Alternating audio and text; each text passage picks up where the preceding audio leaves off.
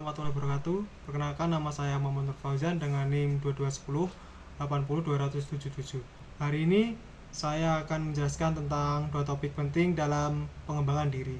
Yang pertama itu ada creative thinking atau berpikir kreatif. Yang kedua ada sistem komunikasi intrapersonal. Nah, topik ini membahas bagaimana kita berpikir, bagaimana kita berkomunikasi dengan diri sendiri, serta bagaimana cara berpikir kreatif bisa dikembangkan untuk memecahkan masalah dan menciptakan ide-ide baru. Creative thinking atau berpikir kreatif adalah kemampuan untuk melihat sesuatu dari perspektif unik, menghasilkan ide baru orisinal, dan menemukan solusi inovatif terhadap masalah. Proses ini melibatkan fleksibilitas mental, imajinasi aktif, dan keterbukaan terhadap kemungkinan-kemungkinan baru, sehingga memungkinkan seseorang untuk beradaptasi dengan perubahan, mendorong inovasi dan menciptakan nilai tambah dalam berbagai bidang kehidupan. Dengan mengembangkan kemampuan berpikir kreatif ini, seorang individu itu dapat memecahkan masalah secara efektif, membuka peluang baru, serta memberikan dampak positif bagi diri sendiri dan lingkungan sekitar. Yang selanjutnya ada sistem komunikasi intrapersonal, yang merupakan proses komunikasi yang terjadi dalam diri individu. Slide ini akan menyebutkan 4 komponen utama dalam sistem ini. Yang pertama ada sensasi. Sensasi proses penerimaan rangsangan dari lingkungan melalui panca indera seperti penglihatan, pendengaran, penciuman, peraba, serta pengecapan. Yang kedua itu ada persepsi. Proses mengorganisasikan dan menafsirkan informasi yang diterima melalui sensasi sehingga informasi tersebut memiliki makna bagi individu. Yang ketiga itu ada memori. Memori itu adalah sistem penyimpanan informasi yang memungkinkan individu untuk menyimpan dan mengingat pengalaman masa lalu, pengetahuan, dan informasi lainnya. Yang terakhir itu ada berpikir. Berpikir ini dalam proses kognitif yang melibatkan manipulasi informasi yang tersimpan dalam memori untuk membuat keputusan, memecahkan masalah, dan menghasilkan ide-ide baru. Nah, dari keempat komponen ini saling berinteraksi satu sama lain. Sensasi menyediakan data mentah dari lingkungan, persepsi itu memberikan makna pada data tersebut, memori menyimpan informasi yang relevan, dan berpikir menggunakan informasi untuk menghasilkan respon yang adaptif. Jadi, sistem komunikasi intrapersonal ini menekankan pentingnya proses internal dalam diri individu dalam membentuk pemikiran dan kreativitas. Tanpa sensasi dan persepsi, memori, dan proses berpikir yang baik, sulit seseorang untuk mengembangkan ide-ide kreatif. Di next slide selanjutnya ada pengertian berpikir. Berpikir asal katanya adalah pikir. Menurut KBBI, pikir berarti akal budi, ingatan, angan-angan, pendapat, atau pertimbangan. Ini menunjukkan bahwa berpikir adalah aktivitas mental yang kompleks dan melibatkan berbagai aspek kognitif. Menurut definisi operasional yang diberikan menekankan bahwa berpikir adalah proses aktif menggunakan akal budi untuk mempertimbangkan, memutuskan, dan menimbang informasi dalam ingatan. Ini menyoroti sifat aktif dan bertujuan dari berpikir.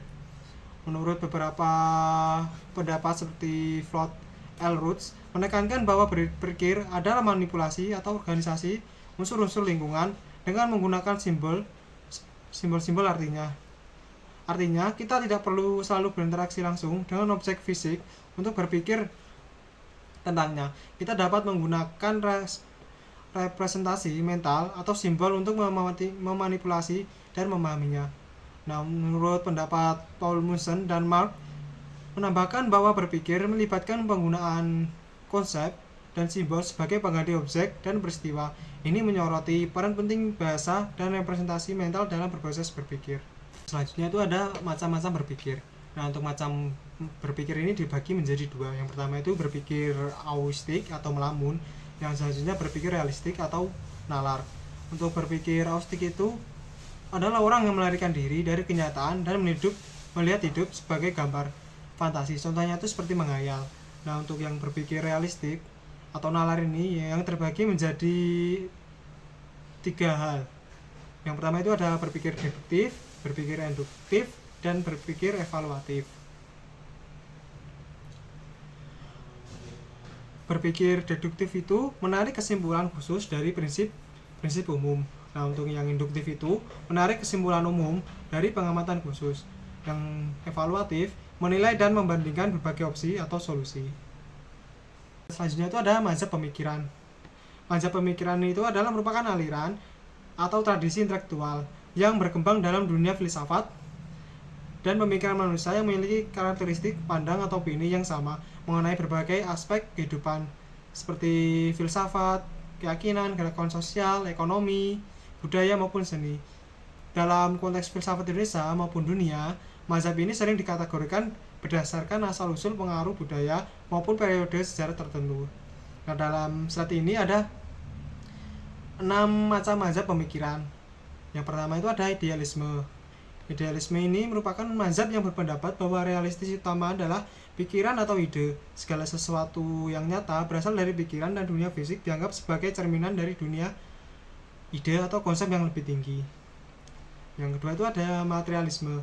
Materialisme adalah mazhab yang menyatakan bahwa realistis utama adalah materi atau bentuk fisik. Yang ketiga itu ada dualisme.